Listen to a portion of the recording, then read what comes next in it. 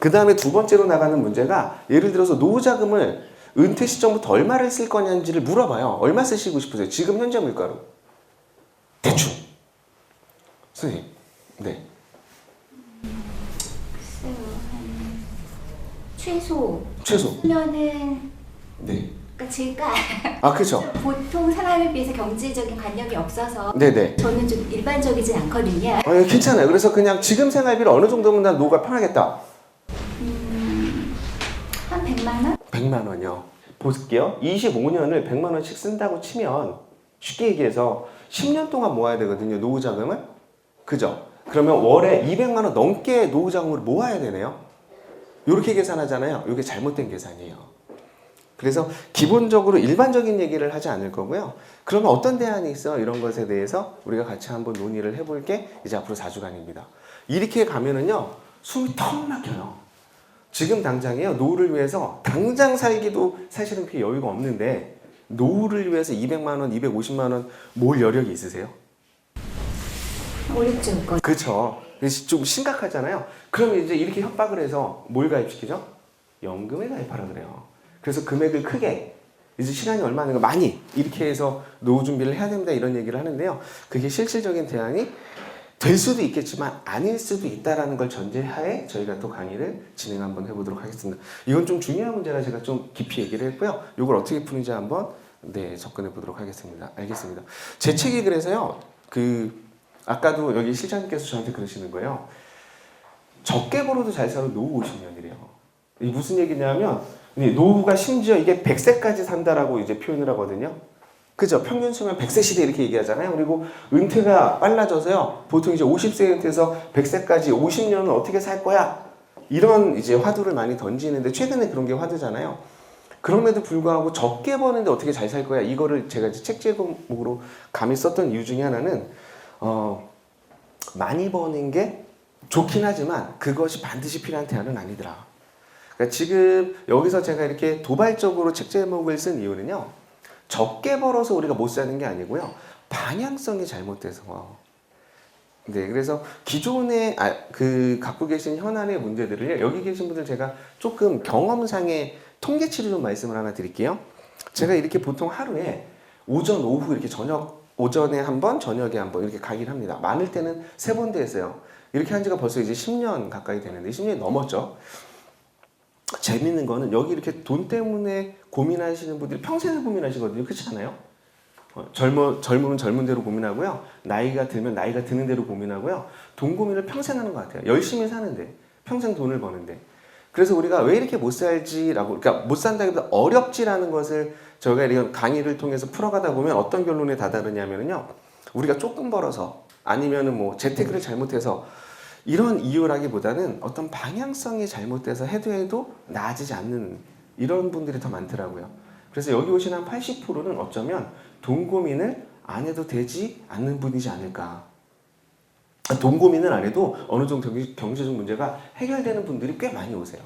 근데 그 방법을 몰라서 계속 해도 실수가 되거든요.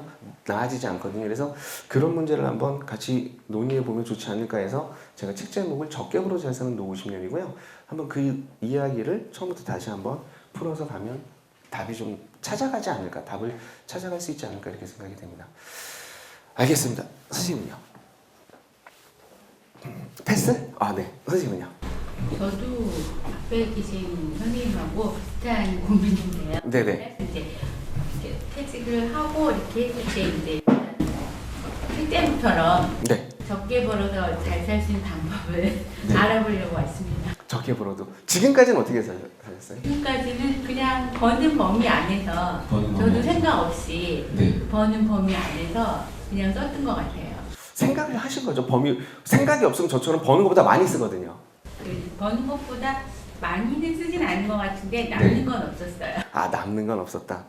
알겠습니다. 잘 살고 계신 것 같은데 앞에 선배님들이 비슷하게 살고 계시는데 왜 고민을 하실지 잘 모르겠습니다. 알겠습니다. 뒤에 계신 선생님은요? 저는 이제 열심히 일을 하고 있는데요. 네.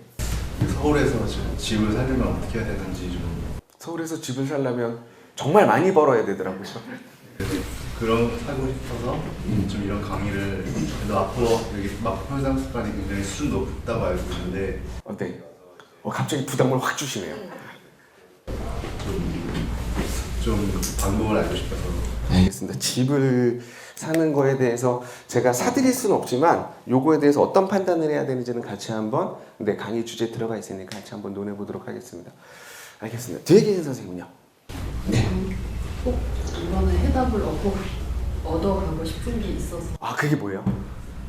남편이 만 60세인데요. 네네. 국민연금이 네. 그 10년을 못 채웠어요. 네. 옛날에 20 네. 몇 년 전에 네.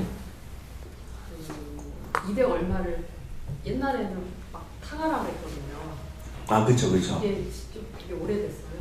그래서 그거를 예전에 탔는데 네. 그 탄 기간하고 그동안에 이제 했던 거를 합하면 이제 10년이 넘는다고 네. 그거를 되살리라고 하는데 네. 200 얼마를 예전에 찾은 게 지금 이자가 붙어서 네. 700 얼마를 네. 내야 그거를 기간을 살릴 수 있다고 네네.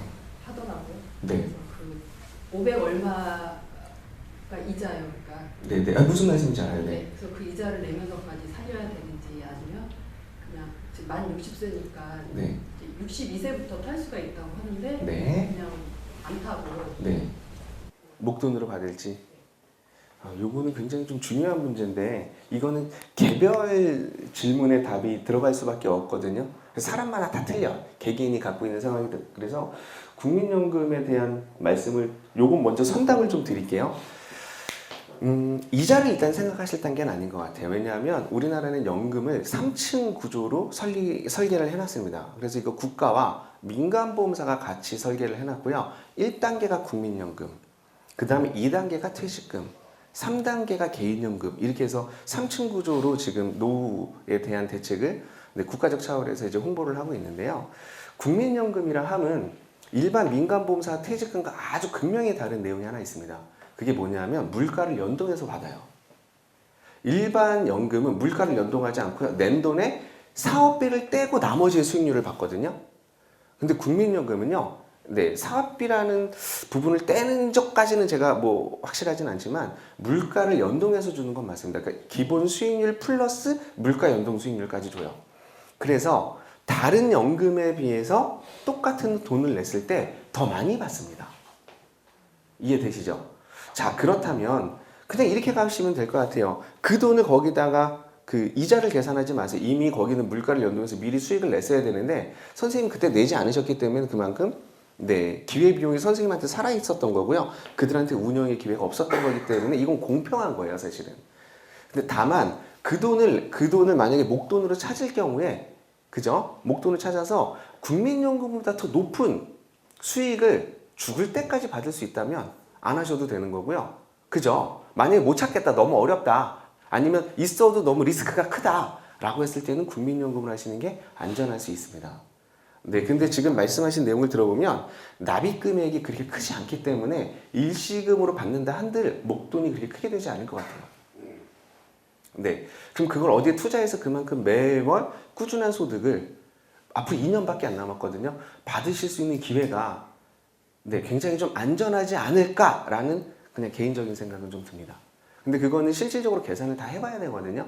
그래서 해약했을 때 총량이 얼마 나오고 그랬을 때 내가 운영할 수 있는 것과 그죠? 그 다음에 그냥 국민연금에 놔뒀을 때 받을 수 있는 거 이렇게 계산해 보시면 아마 이쪽에 더 많은 그 비중이 되지 않을까 생각이 되는데요. 요것도 뭐 개인의 능력에 따라 달라지는 거기 때문에 그 변수를 참고하셔서 판단하시면 좋지 않을까 생각이 됩니다.